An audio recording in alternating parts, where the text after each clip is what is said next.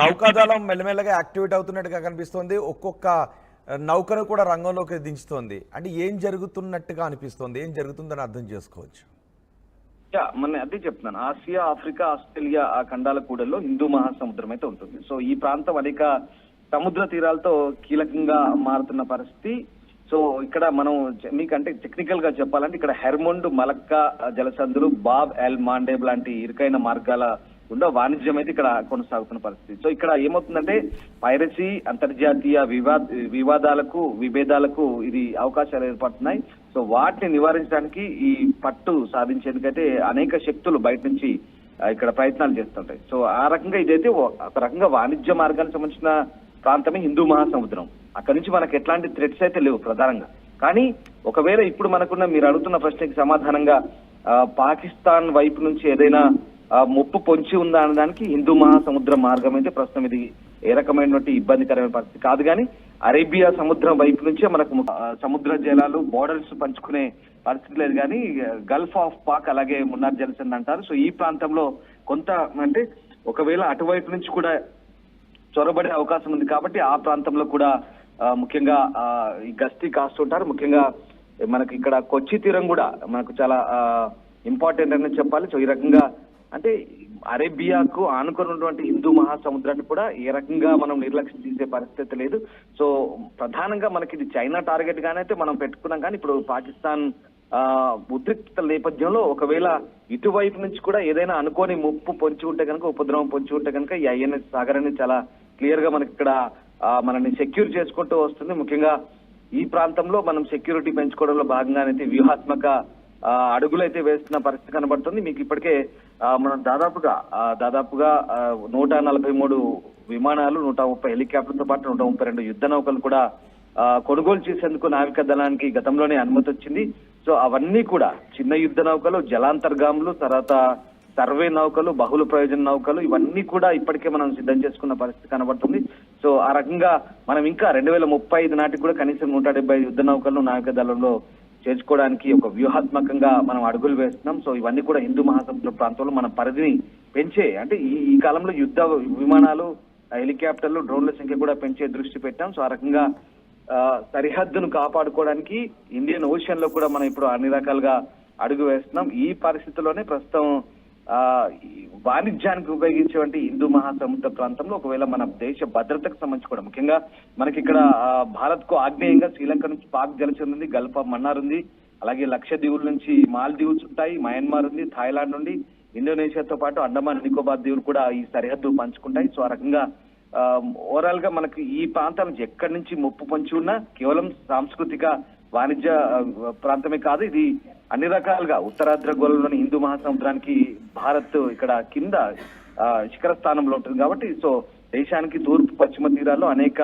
ఓడరేవులు ఉన్నాయి. సో ఆ రకంగానే ఇప్పుడు మనం ఆ వాణిజ్యాన్ని కాపాడుకోవడంతో పాటు దేశ భద్రతను కూడా కాపాడుకోవాలి. ఇప్పుడు పాకిస్తాన్ తో పొంచి ఉన్న ముప్పు కారణంగా మనం ఒకవేళ అనుకోని అంటే ఒకవేళ వేరే ఇతరుల సహాయం తీసుకొని శత్రువులు ఎటువైపు నుంచి వస్తారో తెలియదు. కాబట్టి సో ఆ రకంగా భారత్ అయితే అన్ని రకాలుగా సంసిద్ధంగా ఉంది.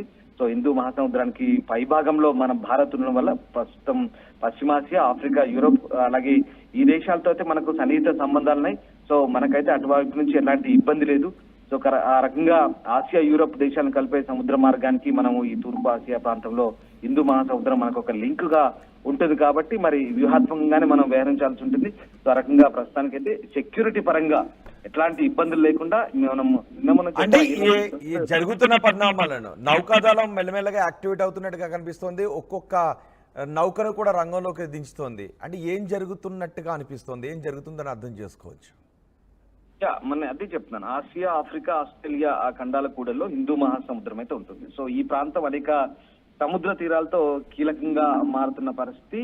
సో ఇక్కడ మనం మీకంటే టెక్నికల్ గా చెప్పాలంటే ఇక్కడ హెర్మొండ్, మలక్కా జలసంధులు, బాబ్ ఎల్ మాండేబ్ లాంటి ఇరుకైన మార్గాల గుండా వాణిజ్యం అయితే ఇక్కడ కొనసాగుతున్న పరిస్థితి. సో ఇక్కడ ఏమవుతుందంటే పైరసీ, అంతర్జాతీయ వివాదాలకు, విభేదాలకు ఇది అవకాశాలు ఏర్పడుతున్నాయి. సో వాటిని నివారించడానికి ఈ పట్టు సాధించేందుకైతే అనేక శక్తులు బయట నుంచి ఇక్కడ ప్రయత్నాలు చేస్తుంటాయి. సో ఆ రకంగా ఇదైతే ఒక రకంగా వాణిజ్య మార్గానికి సంబంధించిన ప్రాంతమే హిందూ మహాసముద్రం. అక్కడి నుంచి మనకు ఎట్లాంటి థ్రెట్స్ అయితే లేవు ప్రధానంగా.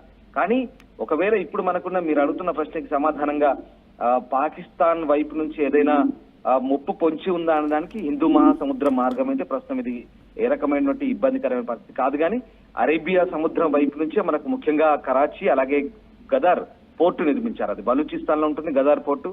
అటువైపు నుంచి బలూచ్ నుంచి చైనాకు నేరుగా ఒక రవాణా మార్గాన్ని ఏర్పాటు చేసుకోవడానికి చైనా పెట్టుబడులు పెట్టింది. బట్ ఒకవేళ మనకి ఇక్కడ ఏదైనా చైనా సహాయం తీసుకొని అటువైపు నుంచి ఏమైనా మోహరించే పరిస్థితులు ఉన్నాయి. కానీ ఇప్పుడున్న పరిస్థితిలో చైనా పాకిస్తాన్ సహకరిస్తున్నా లేదనేది చాలా పెద్ద ప్రశ్నార్థకం. ఆ రకంగా కానీ ఇప్పుడు మనకు ముఖ్యంగా అరేబియా తీరం నుంచే ముప్పు పొంచి ఉంది పాకిస్తాన్ కైతే. కానీ హిందూ మహాసముద్రం అరేబియా మహాసముద్రం రెండు దాదాపుగా ఆనుకొని ఉంటాయి కాబట్టి ఇటువైపు నుంచి కూడా గస్తీని పెంచారు భద్రతలో భాగంగా మీరు చెప్తున్నట్టుగా. సో ముప్పేట ఇటు త్రివిధ దళాలు ఎయిర్ ఫోర్స్ కానీ నేవీ కానీ ఇటు ఆర్మీ కానీ పూర్తిగా డిప్లాయ్ చేస్తుంది. ఏదేమైనా సరే అన్ని విధాల అప్రమత్తంగా ఉంటున్నామన్న దానికి ఇది నిదర్శనం. ఇప్పుడు ఐఎన్ఎస్ సాగర్ మనం చెప్పుకున్నట్టుగా ఐఎన్ఎస్ విక్రాంత్, ఐఎన్ఎస్ సూరత్ తో పాటు ఐఎన్ఎస్ సాగర్, ఆ రెండు కూడా విక్రాంత్ కావచ్చు సూరత్ కావచ్చు ఇవి రెండు వాహక నౌకలు మోసుకుపోయి నేరుగా అటాక్ చేసే సామర్థ్యం ఉన్నవి. ఇప్పుడు ఐఎన్ఎస్ సాగర్ కూడా గస్తీని పెంచడం ద్వారా ఇక్కడి నుంచి ఇటువైపు నుంచి ఒకవేళ ఏదైనా ముప్పు పొంచి ఉంటే కనుక వాటిని నిరోధించడానికి కూడా ఇది వాటికి అదనంగా జోడించబడుతుంది. మనకు సముద్ర భద్రత విషయంలో ఎట్టి పరిస్థితుల్లో కూడా శత్రువులు ఒకవేళ ఏ వైపు నుంచి అటాక్ చేస్తారో తెలియదు కాబట్టి ఇది మనకు అన్ని రకాలుగా ఉపయోగపడుతుందన్న సందేహం లేదు. రైట్ రామ్దాస్, పాకిస్తాన్ భారత్ హస్త దిగ్బంధనం చేసే ప్రయత్నం చేస్తుంది. ఇప్పటికే ప్రపంచ దేశాల ముందు ఒంటని చేసే ప్రయత్నం చేస్తుంది. పాకిస్తాన్పై ఆంక్షలు విధిస్తోంది. మరోవైపు త్రివిధ దళాలను కూడా అలర్ట్ చేస్తూ ఉంది. ఈ నేపథ్యంలో త్రివిధ దళాలన్నీ కూడా అలర్ట్గా ఉన్నాయి.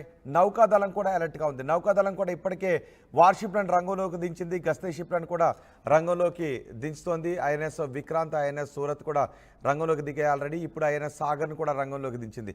మారిషస్ వరకు కూడా సముద్ర గస్తీని ఇప్పుడు పెంచింది. మారిషస్ కూడా భారత్కు సపోర్ట్ చేస్తోంది.